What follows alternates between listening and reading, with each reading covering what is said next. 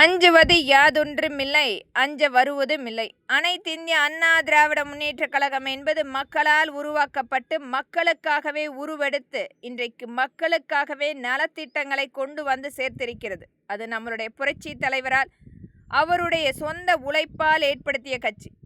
இன்றைக்கு ஒவ்வொரு இடத்திலுமே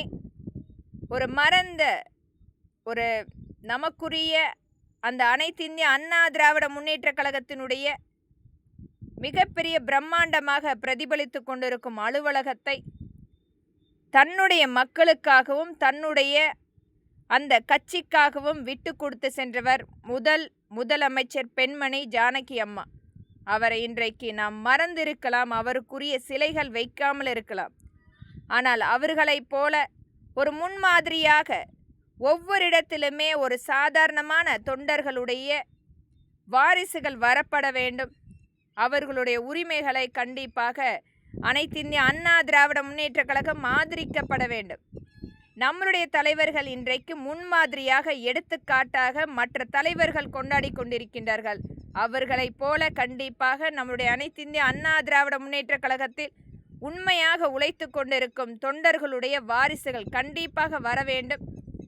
இன்றைக்கு ஒவ்வொரு இடத்திலுமே நம்பிக்கைக்குரிய கட்சியாக ஒவ்வொரு மாநிலமே அங்கீகரிக்கக்கூடிய கட்சியாக நம்மளுடைய அனைத்து இந்திய அண்ணா திராவிட முன்னேற்றக் கழகம் மிகப்பெரிய நம்பிக்கைக்குரியது.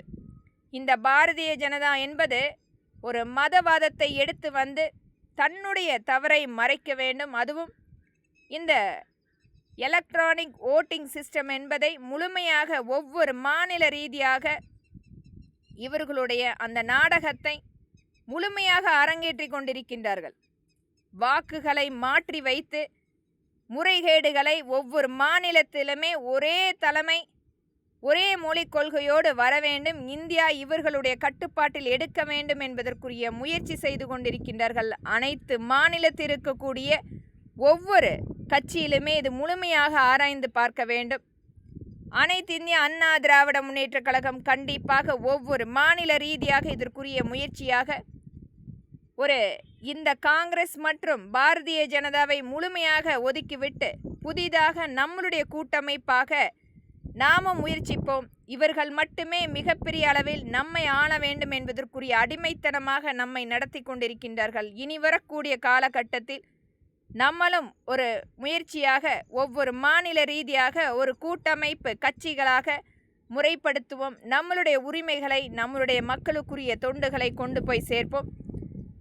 அனைத்து மக்களுமே கேட்பது ஒரு நலத்திட்டங்களை எளிதாக கொண்டு வந்து சேர்க்கக்கூடிய சட்ட திருத்தம் ஏற்படுத்த வேண்டும். இன்றைக்கு நெசவாளி மக்களுடைய வாழ்வாதாரம் மற்றும் ஜவுளித்துறை சார்ந்த அனைத்து மக்களுடைய வேண்டுகோளை அந்த சாயப்பட்டறை கழிவுகள் முழுமையாக அரசாங்கம் பொறுப்பேற்று அதற்குரிய ஒரு பிரத்யேக அரசினால் ஏற்படுத்தக்கூடிய சாயப்பட்டறை கழிவு நீரை முழுமையாக சுத்தப்படுத்தக்கூடிய அந்த நிறுவனம் அரசால் ஏற்படுத்த வேண்டும்.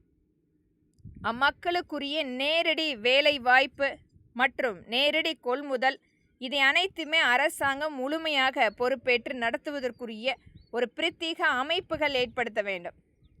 ஆனால் இன்று வரை வருடங்களாக அம்மக்களுக்குரிய வாழ்வாதாரத்தை கொடுக்காமல் ஒரு கார்ப்பரேட் நிறுவனம் அவர்களுடைய சம்பளத்தை நியமனம் செய்து கொத்தடிமைகளாக பாவித்து ஒரு பக்கம் அதிகபட்சமான அந்த கழிவு நீர் ஆற்று நீரில் கலப்பதால் விவசாய மக்களுடைய மேம்பாடும் இன்றைக்கு முழுமையாக பாதித்து கொண்டிருக்கிறது. மறுபக்கம் நெசவாளி மக்களுக்குரிய அந்த சுதந்திரம் என்பது பறிக்கப்பட்டு ஒரு கார்ப்பரேட் நிறுவனத்தின் கீழ் அடிமைகளாக ஒரு நாளைக்கு அவர்களுடைய கூலி என்பது 250 ரூபாயாக நிர்ணயப்படுகிறது. இது அனைத்துமே அரசாங்கம் கவனத்தில் கொள்ள வேண்டும்.